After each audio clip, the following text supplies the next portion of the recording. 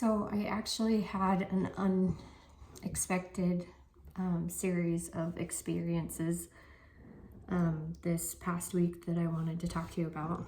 It's probably one of the most important things that I can talk to you about, and so it's funny that it ends up being at the end of the 100 videos.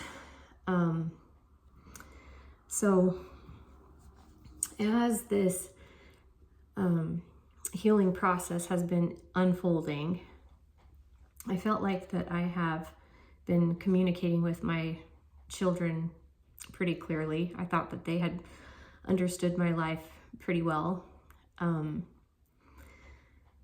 But I haven't been getting very much response from even my children and my husband. And part of that, as we've talked about, has been my husband's attachment disorder being avoidance. And some of it with my children as they were young. I didn't want to put the burdens on their head of the things that I've been through, and I didn't want them to feel like that they were parenting me or carrying those burdens. I wanted them to feel safe and secure in their relationship with me, and so I've been very careful with how I treated that and handled that with them the best that I could. However, I wanted to make sure that they knew my story and kept, safe with the lessons that could be learned from it. But as these really difficult memories started unfolding of the rape that was deep inside of me, the memory that was always there. It was always there. I always knew it was there. It's not something that was completely a surprise to me or just from out of nowhere. It wasn't like that. It was always there. It was something that I'm surprised that anybody was surprised about, honestly. And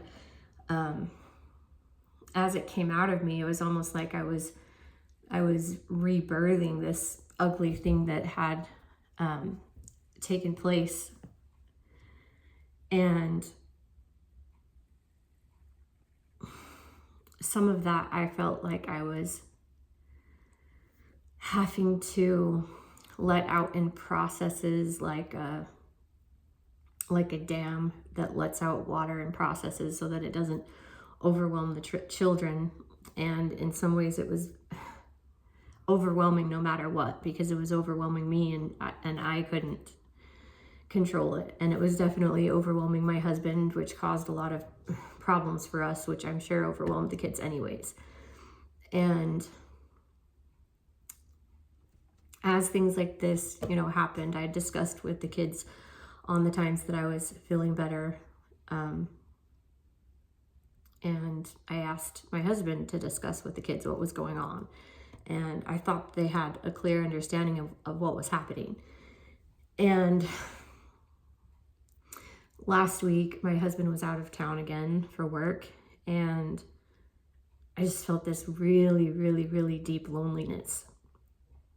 I've been making these videos, 100 videos, and feeling so lonely, feeling so misunderstood. Like, how can I have gone through this horrible, horrible thing by myself for all these years? And I was really feeling this so lonely. And this was not an unusual thing for me. It comes and it comes and it comes in strong waves. And I fight it, and I tell myself that I'm safe, and I know it's from my past, and I pray and I pray and I pray for the feeling to go away. And sometimes it comes in large panic attacks, and sometimes these panic attacks are so extreme that I know that it came straight from my 5-year-old self, from that self that was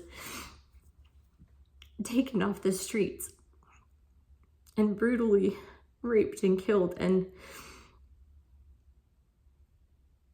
I know I've just been carrying that around for so long, and sometimes I just have to let it out. And I had this panic attack, and I was like, how did I go through this? How did I go through this as a 5-year-old girl and carry this huge thing inside of me for so long and no one noticed?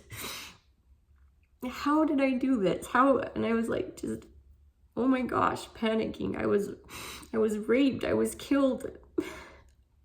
How did this happen? How can I, just panicking.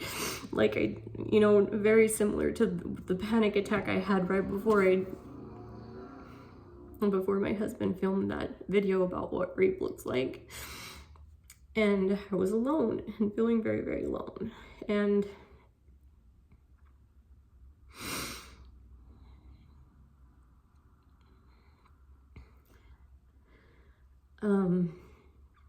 realizing that I have done this alone my whole entire life, and the consequences of having a memory like that being taken from you in a way, and not having the people in your life be able to be responsible or mature enough to be able to handle it, or present enough to be able to handle it, is a very large burden to carry. And to carry it alone was a very, very big thing. And so I kind of realized that I was waiting for this opportunity for my children to be at an age where they could help me carry this without it being too much of a burden to them, and where my husband could be emotionally mature enough to help me carry it as well. And where the world could be in a place where they could help people carry burdens like this. And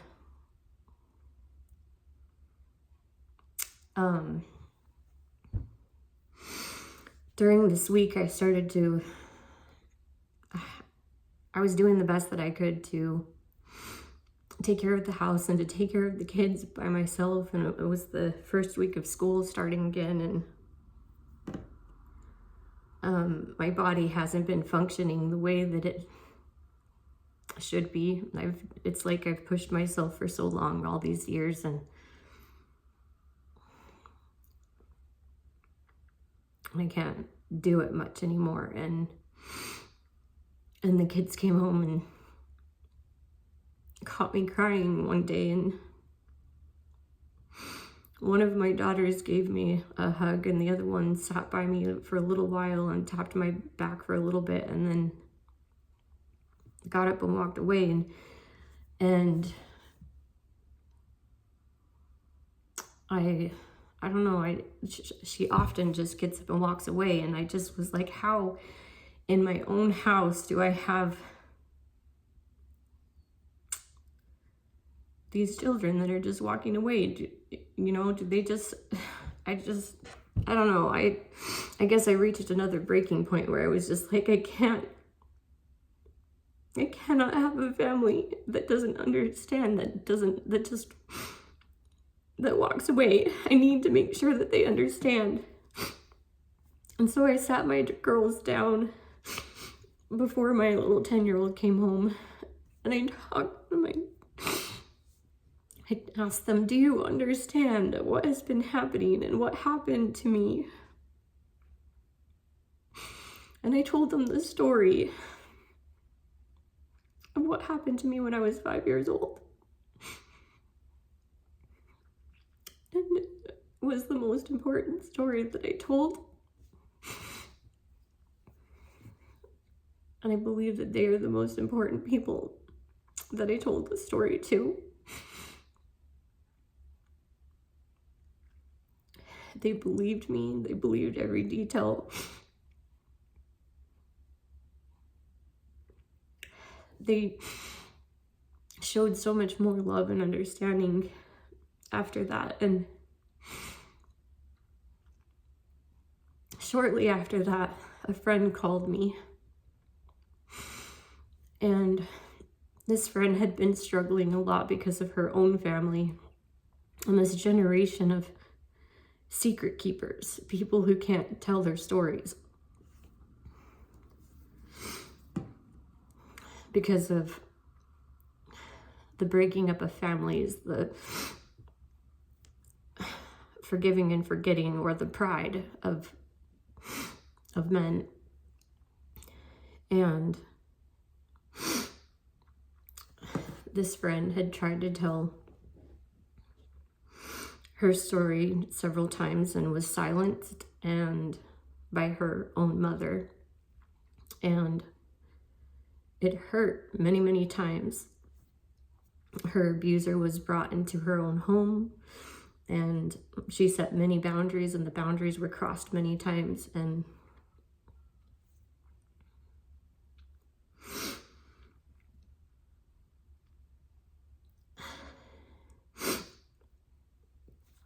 I just see this pattern repeated so many times, sadly, by this funny generation that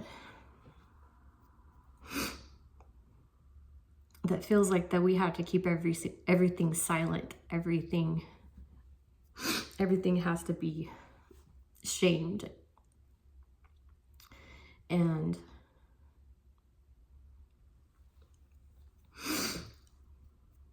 I think that these stories are important, and our children are the most important people that we need to tell these stories to. And to the world, in our churches, in our circles. The next thing that happened, well, I guess over this time, my daughter wanted me to read this book called It Ends With Us, and you've probably heard of it because I heard it's pretty popular. I had a hard time reading it myself because it has a lot of language and sex, and I like teenager books because of that, because I don't like to read that stuff. But my 17-year-old daughter read it, and she really liked it, and she wanted me to read it, and I didn't. I started it, but I didn't. But when the movie came out, she really wanted me to take her to see the movie, and I thought it was just a romance. And so just her and I went to go see this movie over this weekend, and it wasn't just a romance, but it was, I think, a very important story about a woman who was raised in a family with domestic violence. Her dad beat her mom, and then ends up growing up and marrying and into the same pattern. And spoiler alert, but choosing to make the decision to change that pattern. And I think that is important, and I think that's the hero work. And it was sad that it's sad for all the people who, for whatever reason, don't have the courage to speak out and to change and to tell the stories and